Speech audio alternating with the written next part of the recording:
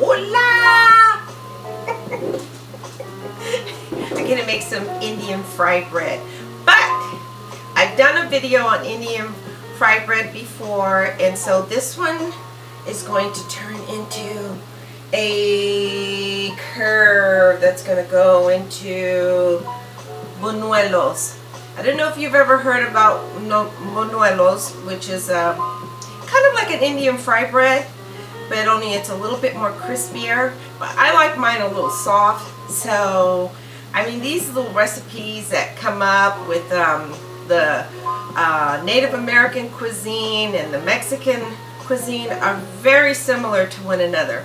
So this is a food memory of mine where I used to, when I was a kid, I would go to Mexico, the deep part of Mexico, and I had an aunt that lived next to the farm of my grandmother's farm, and she had bees, and she would raise bees. She would raise honey in these long logs. I think I've shared this recipe before, but there were long logs, and there were just, she would just stick her hand in the log and she'd pull out these huge chunks of honey.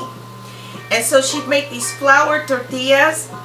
There were fresh flour tortillas. She would smear the honey on them after she cooked them, or well, she grilled them, and she would smear the honey on them, and she'd pour some lemon on that, and I would just be in heaven.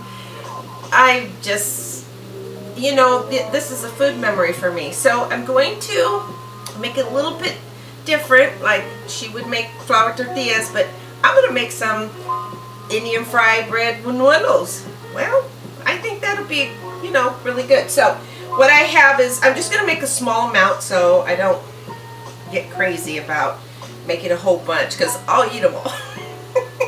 I've been sharing them, but anyways, that's about what? About a little bit, a cup. Maybe I might need some more flour. I keep my flour in the refrigerator so it doesn't become rancid. And I just want to make a little bit. Wow, you can tell the difference in that flour. Huh, one of them is gold medal and the other one is an organic flour. Bob Mills. So, or Rose something. I don't know. But it's an all-purpose flour. I don't think it's organic, but anyways, I get it at the local organic store, which is a food co-op store, and I trust them. So it's unbleached, so anyways, but it's a nice flour that I use, and it's nice and soft. Yeah.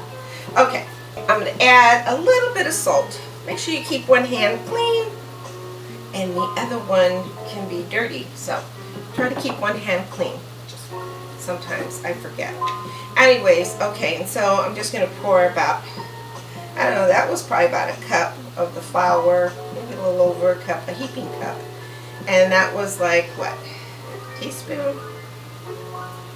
Teaspoon, maybe teaspoon, a little bit more of the baking powder. And that's going to help. It's aluminum-free, double-acting baking powder. So that's going to help it to rise. So I'm going to mix that together. And then I'm going to add some tepid water. Now, tepid water is less than warm water.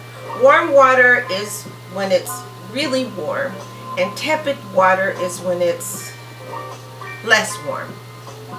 So, I kind of heat it up. I can still put my finger in it, and then, because that's what's going to do, it's going to help the glutens kind of stick together and stretch out, and it's not going to cook the flour. So, what was that, about a half a cup? And you want the dough to be nice and kind of loose there. Yeah. That might put a little bit too much of water in there, which is okay because I can always add some more flour to it. So, I'll put a little bit more flour on there. Oh, there you go. People ask me, why are you doing these videos? Well, I do it for 2 reasons. Oh, well, maybe more than 2 reasons. I've been cooking all my life and kind of wanted to share what I've learned. And also I have 8 beautiful grandchildren that I know. I have 8 beautiful grandchildren. Let's see, 1, 2, 3, 4, 5, 6, 7, 8. Yeah, one's in the oven. So, and then you just kind of, you want to make sure that you mix that thoroughly well to get those gluten strands together. Yeah, that could be it. Okay. But you want to get it where you can maneuver it. See, it's a nice, soft, doughy kind of, and where it's not sticking to the bowl, or it's not sticking to the doesn't stick to the bench wherever you're. So it's a nice little soft. It's soft. Yeah. Put aside, and then go ahead and pour a little bit more on the bench here that I've created. Yeah, and then you just kind of knead it. You have to knead it, okay? Just knead it. Knead it, knead it. It needs to be kneaded.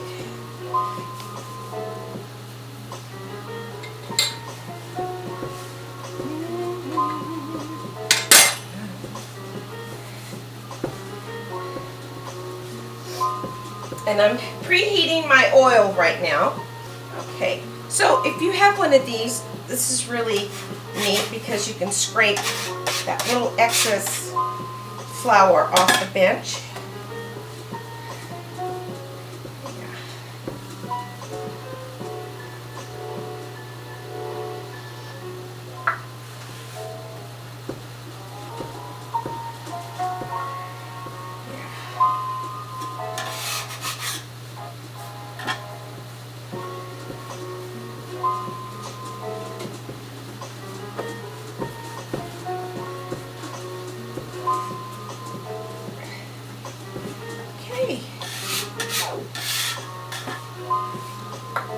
I'm going to pour some of this flour in there. Set this aside. I'll wipe those down. So, I didn't keep my hand clean, did I? Okay, so I have my dough. It's ready. It's pretty much ready to go here. Yeah. Scrape this off. Yeah. Yeah, let's pour a little bit more and knead it some more. Because I can still feel that it's a little bit too sticky. And you want to get it where, like I said, like it's not sticking to the bench. And you want those glutens to stretch. So that's what makes it chewy. And if you're going to use a high gluten flour, I would use partly the high gluten and then partly the regular AP flour. And there are some flours that are self-rising. They have their own, I would say they have their own risers and leaveners in there. And you might want to use that as well. That's convenient. But I like adding my own leaveners in it. That way I can add, you can actually add some wild yeast water to this. You can add like the baking powder that I have, and which makes it nice. Okay, I'm going to flour my rolling pin. And I do have some recipes for the art of making flour tortillas. It's a long one. But, oops. Come on. Stop sticking. I'm trying to get one going here, one started. So you can make it, I would do it a little bit on the thin side.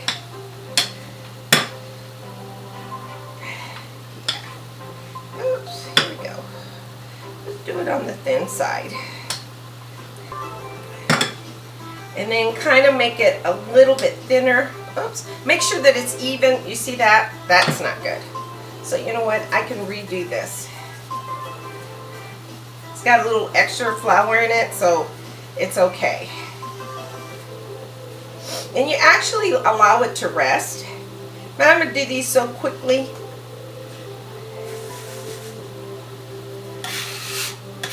Well, I'm sure you can find some non-gluten flours, or you can find some really higher quality flours that are made differently. Okay. And I want to make sure, and how do I know how thin they are or the thickness? It's your preference. If you're going to make them thicker, then I would lower the heat in the oil.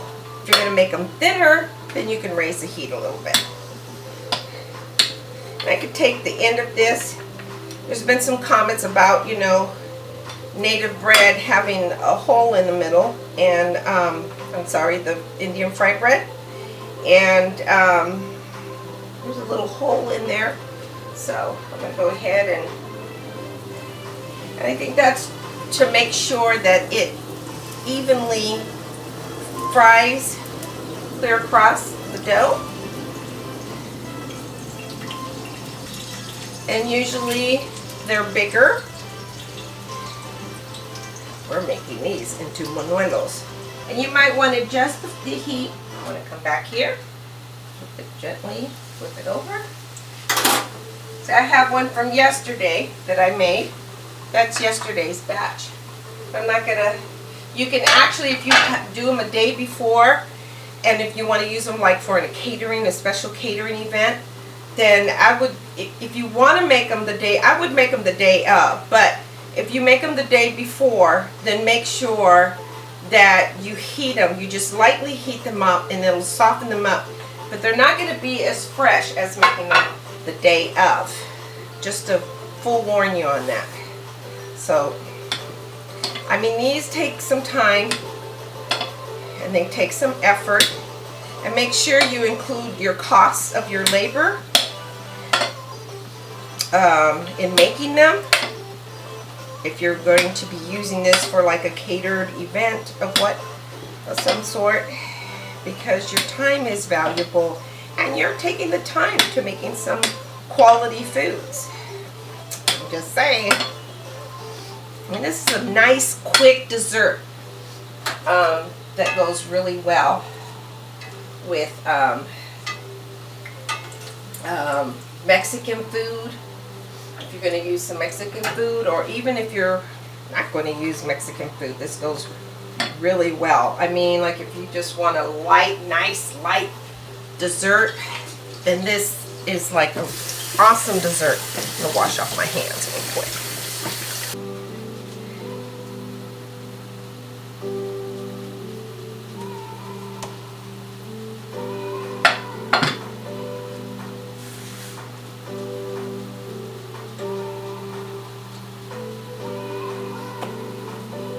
With the Indian fried bread, it's so versatile. You can make tacos out of this. You can, you can include some beans or some ground, your favorite ground meat. Make some tacos. You just add, like this morning, I had some Indian fried bread with some scrambled eggs and chard, and I put a layer of homemade pinto beans on the bottom, and then I put my eggs in it. It was so delicious. The only thing was missing was the salsa. I haven't made salsa in a while, so gotta make that.